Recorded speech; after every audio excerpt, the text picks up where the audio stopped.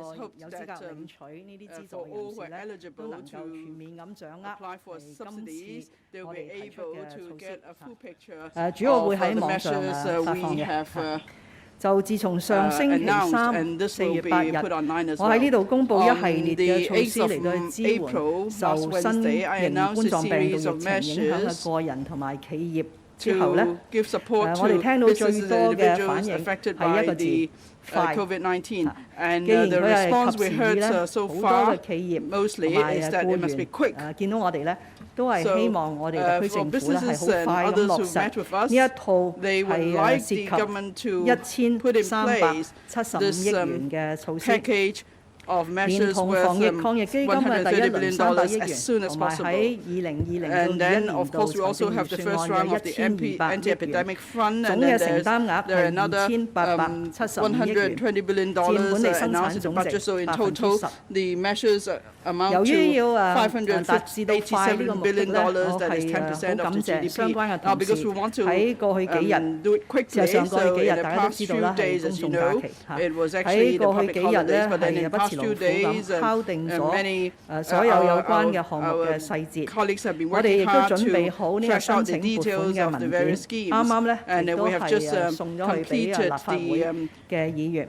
喺今次提交俾立法會財務委員會嘅文件裏邊呢，我哋申請嘅撥款將係如下：第一，我哋係申請額外嘅1205億元注入呢個防疫抗疫基金，就係嚟到去支付一系列嘅有關嘅支援項目，包括呢個有關於the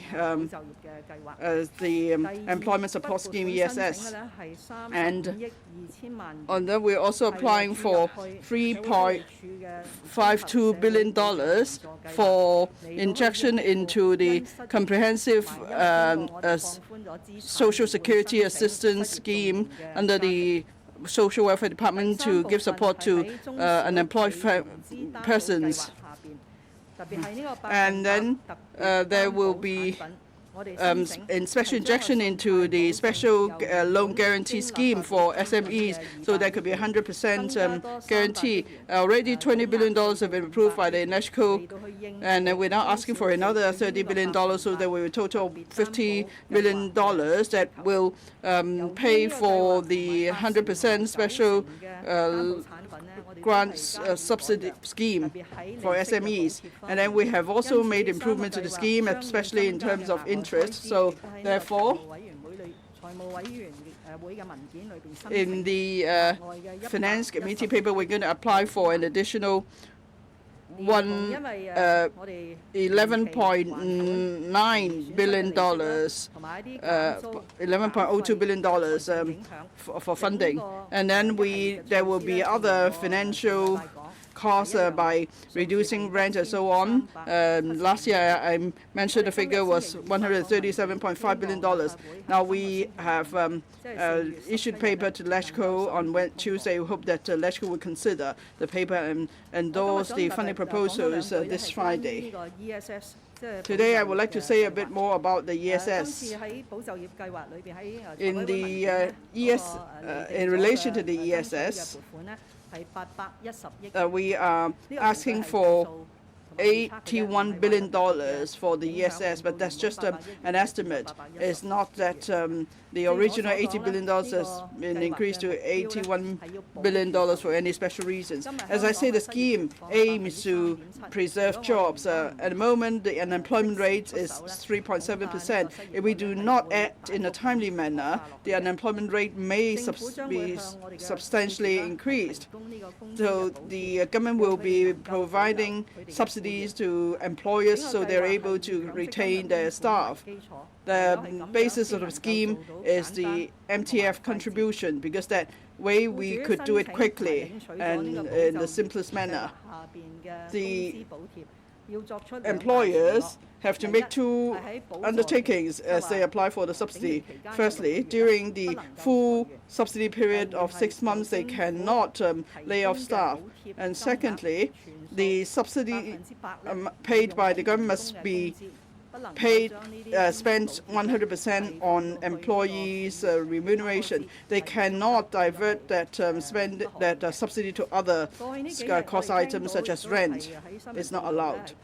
And in the past few days, we read from news reports that some workers and some unions have expressed concern. Now we're talking about the scheme now in April, and then applications will start in May. Is it possible that before the application start, employers may do something funny in April? Well, I don't believe that will be the case, but anyway, to address the concern, we are going to use historical data. In other words, in working out the wage subsidy amount to a business, that is the total amount, we will decide on a specified month. It could be either January, February, or March. So it could be any one of these months, and then it's up to employers to decide which would be the specified months. So let's say the employer chooses the months with the highest number of staff members and the highest amount of wage spending, then of course the subsidy given would be the highest. Now, I have been hearing views. It seems that January, most employers will probably go for January, because as you recall, January was when we had the Chinese New Year, and at that time there were not yet confirmed cases. I think the first confirmed case was after the 20th of January. So for businesses in particular, the catering and retail businesses, they were preparing for a good month of business. So perhaps they hired more people then, and then they were paying out more wages as a result. So probably employers will therefore choose January as the specified month. So employers can choose either January, February, or March. They cannot choose April or May. Now, we want to make sure that staff will not be laid off. So at which point do we count the number of staff? When do we do the head count, that is? Again, we will be using historical data, but then it has to be reasoned, because we want to give safeguards to employees under employment now.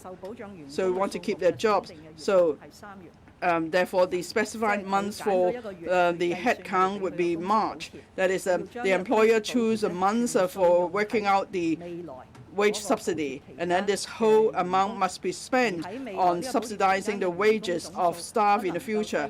And for that, and then the number of the head count for the business must not be lower than that in March throughout the subsidy period. I understand the Secretary for Labour and Welfare has arranged a background briefing, and then he will be giving you more technical details about the scheme. Here, I would like to make an appeal.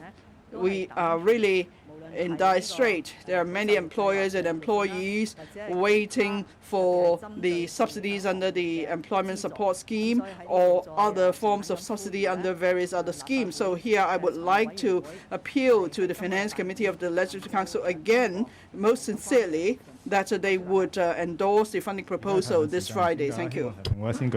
Q&A, please raise your hand and speak into a microphone.